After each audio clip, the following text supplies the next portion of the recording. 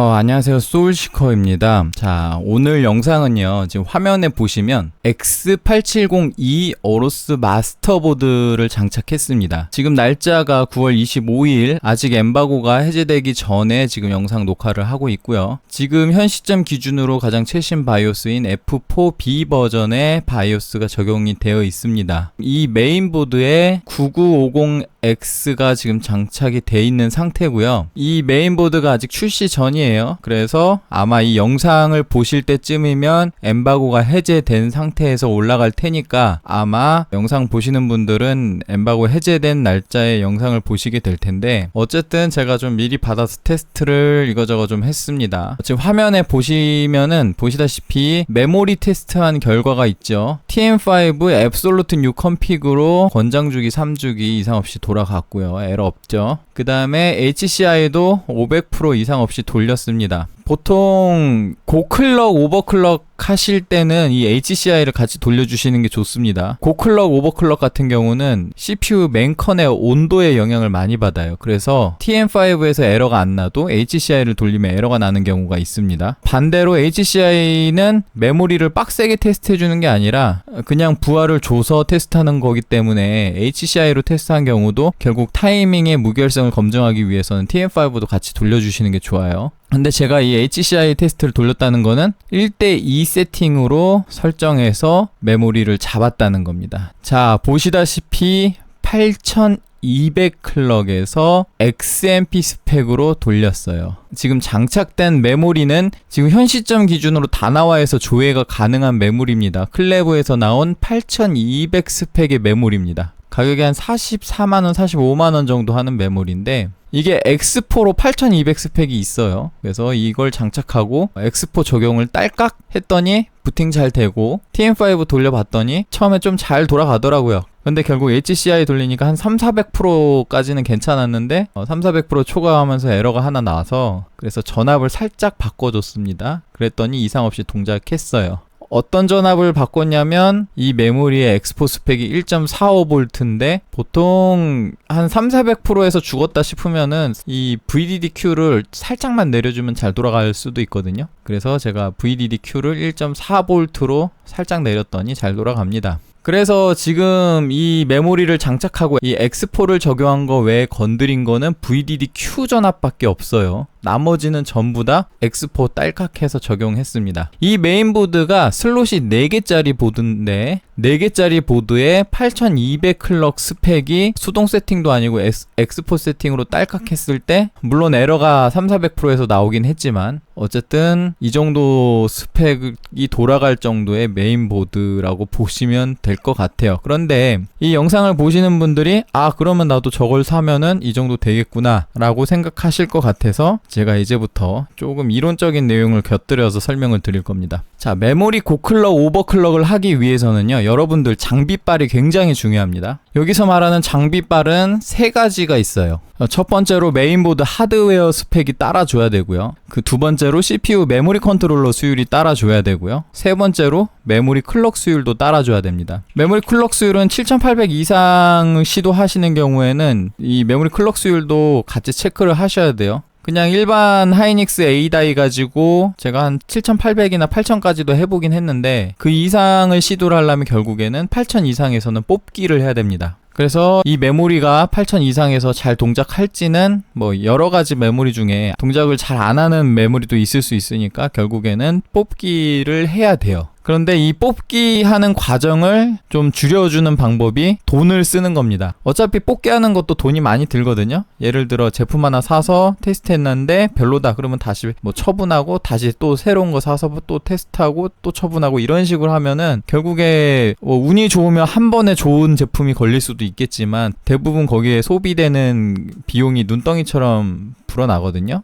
그래서 차라리 한 방에 돈을 써서 하는 방법이 있어요. 그게 바로 고클럭, XMP나 혹은 X4 메모리를 구매를 하는 겁니다. 지금 제가 사용한 것처럼 8200 메모리라고 하면은 못해도 이 메모리로 8000이나 8200은 된다는 소리거든요. 나머지 2개의 스펙이 따라줬을 때, 이렇게 두 개의 스펙에 문제 없다면 메모리는 이 메모리를 사용하면 8200까지는 어쨌든 될 거다. 만약에 8200이 안 되면 요 두 개의 문제겠죠. 물론 이 메모리가 이상이 없는 정상 제품이라고 가정했을 때 말하는 겁니다. 그래서 일단 제가 8200 메모리를 사서 테스트를 했더니 8200 잘 들어갔어요. 이 잘 들어갔다는 소리는 뭐냐면 이 1, 2번이 이 8200을 감당할 정도의 스펙이 됐다는 거예요. 그러면 여러분들도 어로스 마스터보드를 사서 이렇게 9000번대 CPU 장착해서 8200 XMP 사서 이렇게 장착하면 이게 되느냐? 그건 또 아닐 수 있어요. 왜 그러냐면 요거 CPU 메모리 컨트롤러 수율도 뽑기빨입니다. 이것도 이 CPU 메모리 컨트롤러는 고클럭으로 갈수록 영향력이 커져요. 특히 인텔 시스템 같은 경우는 이 메모리 컨트롤러 영향력이 굉장히 컸고요. AMD도 제법 영향력이 있는 것 같은데 일단 젠4보다는 젠5가 좀 더 이 메모리 컨트롤러 수율이 좀 더 좋은, 그러니까 고클럭 가능성이 높은 제품이 많은 것 같습니다. 그래서 고클럭 시도하시는 분들은 7000번대보다는 9000번대가 더 성공 가능성이 높고요. 같은 9000번대라고 하더라도 제가 여기 적은 것처럼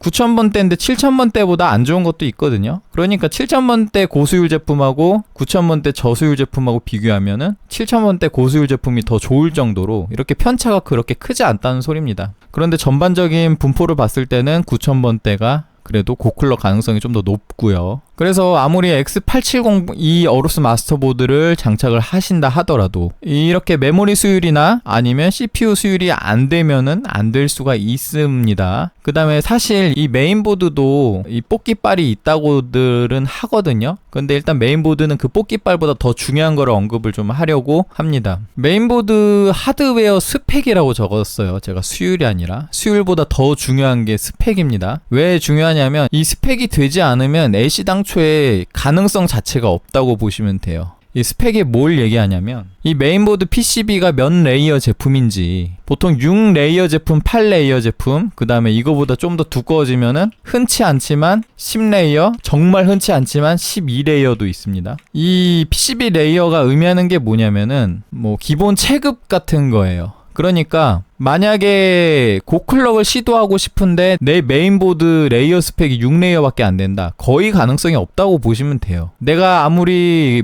CPU 메모리 컨트롤러 수율 좋은 제품하고 메모리 클럭 수율 좋은 제품을 가져다가 꼽더라도 그 경우에 이 6레이어 보드에서 들어가는 최대 한계치 딱 그 정도만 들어간다고 보시면 돼요. 그 이상 안 올라갑니다. 그 이상의 클럭을 쓰고 싶으면 8레이어 보드로 올라가셔야 돼요. 여기서부터 이제 가격이 세집니다. 그 다음에 10레이어나 12레이어 같은 경우는 오버클럭 전용 보드나 아니면은 ITX 보드에 이런 식으로 장착되는 경우가 있는데 일단 스펙적으로 보면 깡패 수준이라고 볼 수 있는데 그럼에도 불구하고 이렇게 좋은 스펙을 가지고도 클럭이 잘 안 들어가는 경우가 있어요. 제가 경험해봤거든요. 이 메인보드 스펙은 PCB 레이어도 중요하지만 하나가 더 필요합니다. 이 CPU에서 메모리까지 이어지는 그 라인에 대한 설계가 얼마나 잘 되어 있느냐, 그게 굉장히 중요해요. 그래서 이게 CPU에서 메모리 사이로 데이터가 왔다 갔다 할 건데 시그널이 가는 신호가 있을 거고 오는 신호가 있을 건데 그 신호가 그 메인보드에서 주변에 지나가는 다른 시그널에 의해서 영향을 받을 수도 있거든요. 그러면 데이터가 갑자기 이 시그널 신호가 찌그러지면서 데이터 오류를 발생시키기도 합니다. 그래서 이걸 제대로 설계하지 않으면은 높은 스펙의 PCB 보드를 쓰더라도 부팅은 잘 돼요. 이 경우는 부팅은 잘 돼. 높은 클럭 부팅 잘 되는데 이런 메모리 테스트를 돌리면 에러가 자꾸 툭툭 튀어나옵니다. 그래서 안정화가 안 돼요. 그렇기 때문에 결국에는 무조건 PCB 레이어만 높은 게 정답은 아니고 결국 요 설계까지 잘 되어 있는 보드,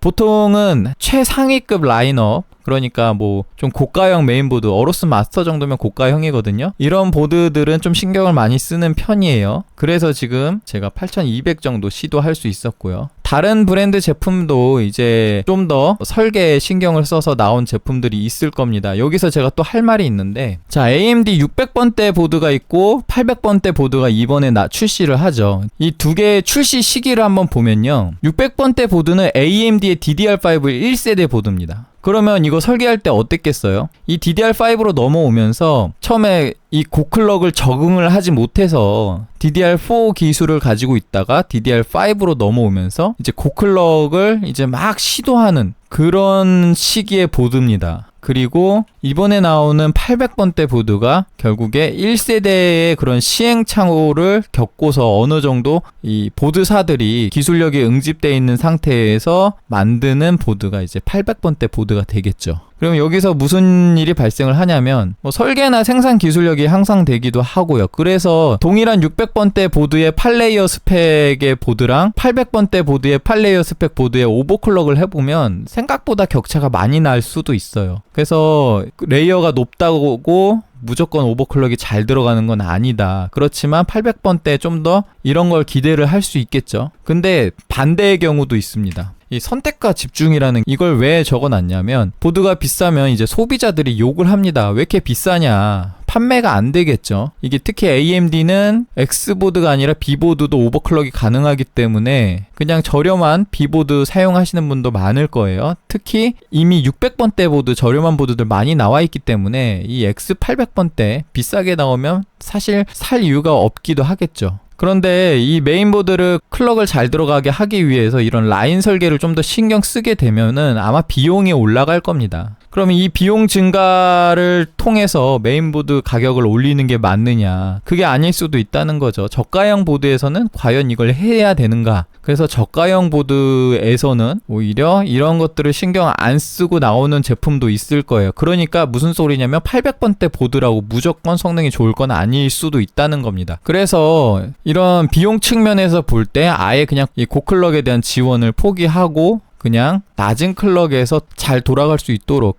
그만큼 저렴하게 이렇게 출시하는 보드들이 있을 겁니다. 이게 AMD가 왜 가능하냐면 AMD에서는 이제 메모리에서 보시면은 이 MCLK와 UCLK가 1대1인 게 있고 1대2인 세팅이 있습니다. 지금 같은 경우 제가 1대2로 세팅을 했죠. 그래서 UCLK가 2050이고 MCLK가 4100 1대2 비율입니다. 고클럭을 할 때는 요걸로 해야 되는데 이 1대2 세팅으로 하게 되면 UCLK가 낮아지기 때문에 마냥 클럭이 높다고 성능이 좋아지는 게 아니에요. 그래서 만약에 클럭을 많이 못 높이면은 사실 뭐 6000대 1대1 세팅이 7000대 1대2보다 더 빠를 수도 있습니다. 그렇기 때문에 선택과 집중을 하는 거예요. 이 6레이어 보드로 아무리 클럭 잘 넣어봐야 진짜 잘 넣어봐야 7600에서 진짜 천상계급으로 가게 되면 7800 정도 들어갈 거거든요. 그러면 웬만한 유저분들이 1대2로 6레이어 보드에서 시도하시면은 7000에서 한 7400 이렇게 쓰시게 될 거란 말입니다. 그걸 1대2로 넣는 거랑 6000 혹은 6200, 6400에서 1대1로 세팅하는 거랑 뭐가 더 성능이 빠를까라고 봤을 때 6000대에 1대1이 더 빠를 수도 있어요. 그래서 6레이어로 설계하게 되는 경우는 이 1대2의 그 고클럭을 아예 포기를 해버리고 그냥 1대1만 잘 지원하자 해서 애시당초에 1대1로 사용을 하는 걸 권장합니다. 그래서 내 보드가 6레이어 보드다. 그러면은 차라리 6000대 1대1 세팅이 훨씬 낫습니다. 근데 내 메인보드가 좀 고가형이라서 8레이어다. 그러면 그때서야 이제 고클럭 1대2로 시도를 하시는 거고요. 그래서 이 영상 보시는 분이 8레이어 보드 이상이 아니면은 그냥 1대1 세팅으로 6000대로 6000, 6200, 6400대로 1대1로 잡아서 쓰는 게 정신력 소모도 덜 하고요. 시간도 덜 쓰면서 아주 간단하게 적용할 수 있겠죠. 이 6000 정도의 세팅은 보드의 하드웨어 스펙에 먼저 걸리는 게 아니라 여기 메모리 컨트롤러 수율바를 가장 많이 타거든요. 6000대 1대1을 할 때는 메모리 클럭 수율도 필요가 없습니다. 거의 2번 얘가 제일 중요해요. 그렇기 때문에 그냥 이 1대1로만 세팅하는 경우에 이 선택과 집중을 해서 비용 측면에서 6레이어 보드 같은 경우는 조금 저가형으로 싸게 내기 위해서 이런 거를 그냥 배제를 하는 경우도 있습니다. 그래서 800번대라고 무조건 잘 들어갈 거다 그건 아닐 것 같고요. 특히 기가바이트가 이 할 말이 많은데 기가바이트 보드가 이 AMD DDR5 1세대 때 초기에 어로스 엘리트급부터 8레이어를 막 넣어줬어요. B650 어로스 엘리트랑 B650M 어로스 엘리트까지도 8레이어를 넣어줬었거든요. 뭐 에어로지 이런 것도 8레이어 넣어주고. 그런데 이 AMD에서 이때 당시에 1대2 세팅 자체가 예전에 아예 안 됐었기도 하고 바이오스 업데이트 후에 1대2를 지원했는데 그때도 생각보다 재미를 못 봤거든요. 그러다 보니까 최근에 출시하는 보드들은 다 8레이어 빼버리고 6레이어로 많이 나옵니다. 그래서 기가바이트의 AMD 보드들은 최근에 출시하는 것들은 6레이어로 많이 나옵니다. 그래서 제가 알기로 이번에 800번대 X보드들도 어로스 마스터나 익스트림 정도는 8레이어일 건데 그거보다 아래급은 6레이어일 가능성이 높아요. 한번 확인해 보시고요. 그래서 6레이어 정도다 하면은 고클럭은 별로 효과가 없으니까 그냥 6000대에서 1대1로 사용하시는 게 정신건강에 좋다. 기가바이트 말고 다른 제조사 보드들은 어떻게 나올지는 모르겠습니다. 뭐 나오는 거 한번 살펴보고 혹은 직접 써봐야 되고 그럴 것 같아요. 지금 방금 제가 얘기했던 것처럼 무조건 PCB 스펙이 높다고 잘 되는 것도 아니고 근데 이 PCB 스펙은 기본 체급 같은 거라서 어쨌든 얘가 체급이 낮아버리면 시도 자체가 아예 안 되는 거예요. 그래서 나는 좀 높은 시도를 하고 싶으면 체급을 올려야 되고 그 중에 사람들이 이걸로 이렇게까지 해봤어요 하는 보드들 있잖아요. 그런 보드들로 시도하시는 게 낫습니다. 그러니까 후기가 중요해요. 고클럭 시도를 하실 거면. 이 메인보드 빨이 고클럭에서는 굉장히 중요합니다. 그래서 일단 어로스 마스터 같은 경우는 제가 이제 8200의 XMP 스펙 정도는 쉽게 가능했다. 그 대신 전압 살짝 만졌어요. 그리고 여기서 한 가지 같이 얘기하자면 이 어로스 마스터보드가 이 스펙 시트 보시면은 이제 8600까지 지원한다 라고 적혀 있는데 그거는 이제 가장 최고의 클럭을 달성했을 때 그 정도라고 생각하시면 돼요. 여러분들이 가능한 스펙이 아닙니다. 메인보드 컨트롤러 수율도 엄청 좋고 메모리 클럭 수율도 엄청 좋은 제품을 가지고 그걸 가지고 커스텀 순행에 CPU 메모리 컨트롤러 온도까지 팍 낮춰가지고